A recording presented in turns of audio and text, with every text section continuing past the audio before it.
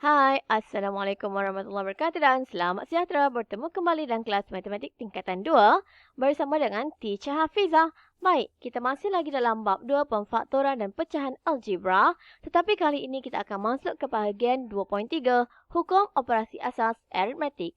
Apa yang awak akan pelajari pada hari ini? Pada akhir pembelajaran, murid akan dapat melaksanakan penambahan dan penolakan ungkapan algebra yang melibatkan kembangan dan pemfaktoran iaitu gabungan daripada 2.1 dan 2.2. Kita imbas kembali penambahan dan penolakan ungkapan algebra. 2x kuasa 2 tolak 2 kurungan x 4x tambah 5. Apa yang perlu kita lakukan sebelum ini? Awak dah belajar. Kita kena kembangkan 2 darab dengan 4. Negatif 2 darab 4. Negatif 2 darab 5. Apa yang terjadi pada 2x kuasa 2? Kita tak usik dia. Jadi kita turunkan sahaja pada kedudukannya. Jangan pula awak pindahkan 2x kuasa 2 ni ke belakang. Salah. Dia dekat depan, biarkan dia dekat depan. 2x kuasa 2 tolak 2 darab 4 ialah 8. Negatif 2 darab 4 ialah negatif 8x. Okey. Kemudian, negatif 2 darab dengan 5. Kita akan dapat negatif 10. Okey, 10. Lepas tu, apa kita nak buat? Selesai tak? Selesai. Tak boleh nak dipermudahkan lagi. Kita tengok contoh soalan yang kedua. 4W darab W tolak 2 tolak 5. Sama macam hari tu kita kembangkan ni. Kita akan dapat 4W kuasa 2. Okey. Tolak 4W darab dengan 2. So, kita akan dapat negatif 8W. Alright. Apa jadi pada tolak 5? Tolak 5 tak ada kawan. Jadi kita turunkan sahaja. Ini yang awak dah belajar asas kepada topik ini iaitu kembangan 2.1. Kita tengok yang seterusnya. Okey, sebentar. Kita tengok yang seterusnya. Permudahkan 7B per 13 tambah 5B per 13. Okey, ini ialah pecahan algebra. Bila berlaku pecahan, awak mesti lakukan apa? Samakan penyebut. Adakah penyebut di bawah ini telah sama pada kedua-dua sebutan? Ya, dah sama. Kalau dah sama, awak hanya perlu menyelesaikan nombor yang berada di atas. 7B tambah 5B. 7 tambah 5 ialah 12. B ialah B sahaja. Jangan letak kuasa 2. Kenapa? Kerana ini bukan darab. Bila darab, baru kita ubah kuasanya. Okey? Per 13. Jangan jadi 26. Awak kena ingat kembali apa yang awak belajar masa sekolah rendah dulu. Contoh, 1/2 tambah 1/2. Dia akan jadi berapa? Dia tidak jadi 2/4. Sebaliknya, dia jadi 1 tambah 1. Yang atas kita tambahkan, yang bawah kita kekalkan. Iaitu dah sama, turunkan sahaja nombor 2-nya. Okey? Ingat balik ya, konsep penambahan dan penolakan pecahan. Penyebut kena sama. Tengok contoh yang kedua. M tambah 3/7V tolak 3M tolak 7. Okey, kalau kita tengok di sini, penyebutnya dah sama. Tetapi, ada sedikit uniknya untuk penambahan dan penolakan pecahan algebra.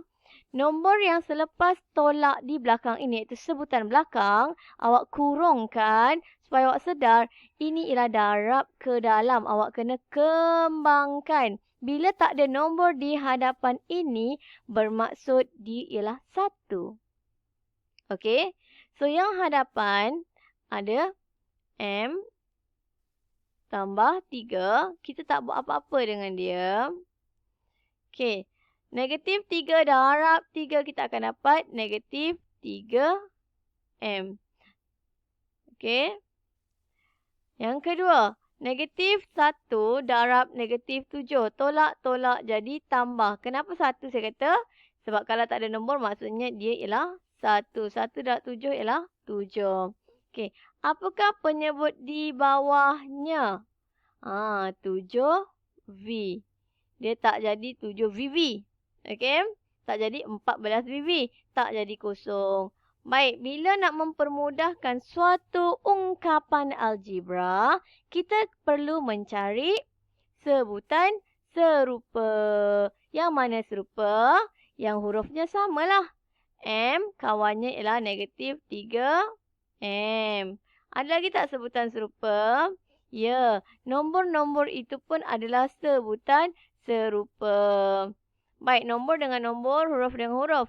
M tolak 3M bermaksud negatif 2M. 1 tolak 3 negatif 2.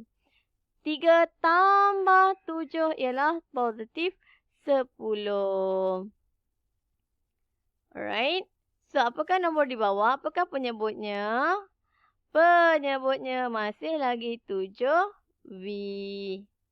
So, selesailah cara awak mempermudahkan pecahan algebra yang mempunyai penyebut yang sama. Okey, senang sahaja. Sama je macam pecahan biasa. Cuma kita kena lihat huruf-hurufnya semasa kita ingin mempermudahkan. Tengok contoh yang seterusnya. M/5 tambah 4M. Macam saya sebut tadi, bila dia ialah pecahan, penyebutnya perlu disamakan. Maksudnya, 5 boleh dijadikan 15 dengan cara darab 3. 5 darab 3, jawapannya ialah 15. Bila bawah darab 3, atas pun mesti darab dengan 3. Okey? So, apa jadi dekat dia?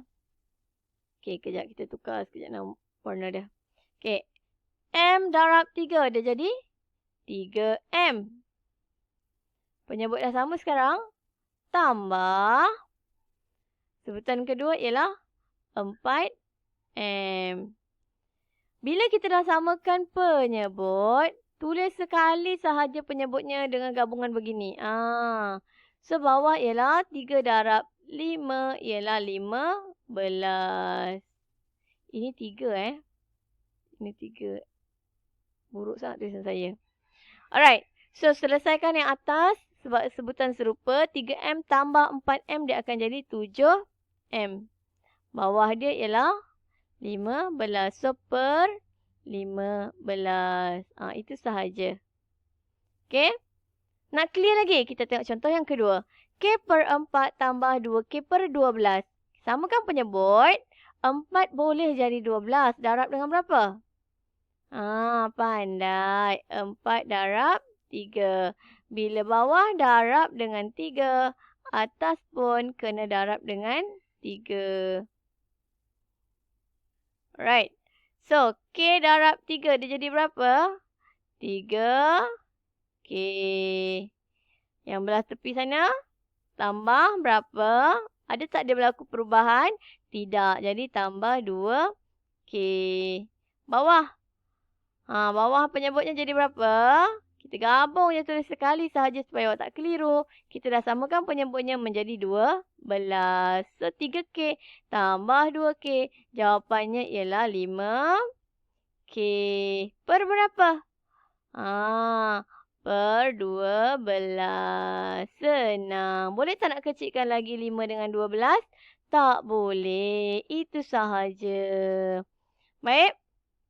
Itu sahaja perbincangan kita pada hari ini. Jadi, awak ada 4 soalan latihan. Permudahkan keempat-empat pecahan algebra ini. Okey? Sekian. Terima kasih. Semoga kita berjumpa lagi di kelas akan datang. Assalamualaikum warahmatullahi wabarakatuh dan selamat sejahtera.